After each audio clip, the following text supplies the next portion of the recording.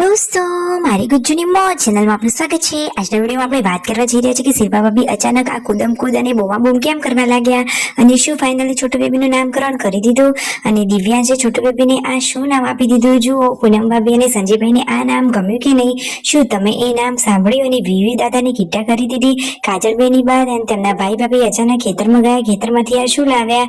કયા ખેતરમાં ગયા હતા? આટલા બધા દૂર ગયા? કયા ખેતરે ગયા? તે બધી જ માહિતી મળશે તમને આપણા આ વિડીયોમાં।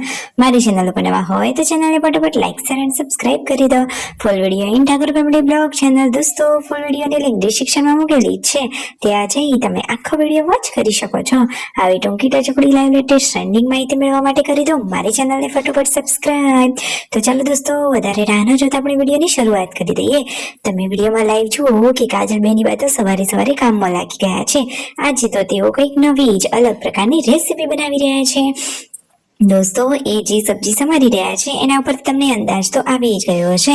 અહીંયા પૂનમ ભાભી અને શિલ્પા ભાભી ગુંદ ખાઈ રહ્યા છે, જે એમના પિયરીએથી આવ્યો હતો। અને અહીંયા જુઓ, હવે બધા લોકો જમવા માટે બેસી ગયા છે, એટલે કે નાસ્તો કરવા માટે। રાકેશભાઈએ સવારે સવારે મસ્ત મજાની મેગી બનાવી હતી, તો બધા જ લોકો સવારનો નાસ્તો કરવા માટે બેસી ગયા છે। અને એ વખતે દિવ્યાંશે છોટુ બેબીનું એક નામ આપ્યું, જે ઘરમાં બધા લોકોને થોડું થોડું તો હૈયે બેઠું છે, પરંતુ હવે ફાઇનલી શું નામ રાખ્યું છે તમે આ વિડીયોમાં બના રહ્યો, તમને જાણવા મળી જશે કે શું રાખ્યું, કે ક્યારે રાખવાનું, એ બધી જ માહિતી મળશે। જુઓ, દિવ્યાંશે નામ કહ્યું છે કે મામા છોટુ બેબીનું નામ ધ્રુવેલ રાખો। મારી સ્કૂલમાં મારો એક ફ્રેન્ડ છે કે જેનું નામ ધ્રુવેલ છે, તો દોસ્તો ધ્રુવેલ નામ પણ સરસ જ છે, સાચી વાત ને? તમને આ નામ કેવું લાગ્યું? ગમ્યું હોય તો જલ્દીથી કોમેન્ટમાં ધ્રુવેલ નામ કોમેન્ટ કરો। જુઓ તો ખરા કે જમવાનું રેડી છે। આજે તો કાજલબેની બા બનાવી રહ્યા છે સરસ મજાના આ પાતરા। કેટલાક લોકો એને મુઠિયા કહે છે, કેટલાક ઢોકળા, તો કેટલાક વેલણિયા। તમે શું કહો છો? જલ્દીથી નામ કોમેન્ટ કરો। અને આ બપોરના સમયે જો શિલ્પા ભાભી, કાજલબેન અને રાકેશભાઈ ક્યાં હાલ્યા? ખરા બપોરે કોઈના ખેતરમાં આટલું દૂર ક્યાં ગયા તેઓ શું લેવા માટે? તો દોસ્તો, કાજલબેની બાને તેમના ઘેર ફોજ એટલે કે જે ફોજના પત્તા હોય એ અને ડોડીના પત્તા લઈ જવા હતા। તો અહીંયા તેમના આ પર્વત એટલે કે ભાંખરાવાળા વિસ્તારોમાં તો આ બધું બહુ જ થાય, એટલે કે જુઓ તો ખરા કે પછી લેવા માટે તેઓ અહીંયા પહોંચી ગયા છે। અને શિલ્પા ભાભી તો પત્તાને ઓળખતા નથી, તો રાકેશભાઈ એમને ઓળખાવી રહ્યા છે।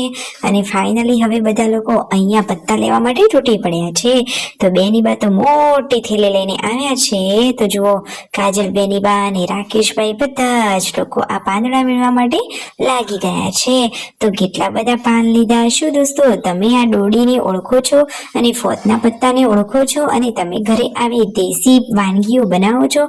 એટલે કે કુદરતી આવી પ્રકૃતિની વસ્તુઓનો ઉપયોગ કરીને જે વાનગીઓ બને એનો તો બાકી ટેસ્ટ જ અલગ હોય।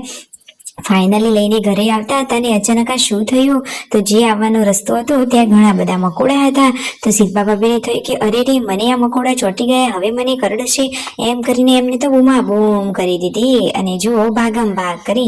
પછી તો સાંજે ખેતરમાં ચાર લેવા માટે ગયા, તો ચાર લઈને ઘરે આવ્યા અને અહીંયા છોટુ બેબીના નામકરણની વાતો થઈ રહી છે, પરંતુ આખો દિવસ નામકરણની વાતોમાં ગયો, પરંતુ હજુ સુધી નામ તો પડ્યું જ નહીં।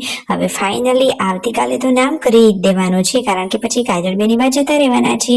બેની બાઈ અહીંયા ભાઈ ભાભીને માથામાં સરસ મજાનું તેલ નાખીને માલિશ કરી આપી। ભાઈ બહેન હંમેશા આમ જ ખુશ રહે। ઠાકોર ફેમિલીના ભાઈઓનો તો કાજલબેની બાને ફૂલ સપોર્ટ છે। માહિતી સાચી લાગી હોય તો કરો ચેનલને ફટોફટ સબસ્ક્રાઇબ।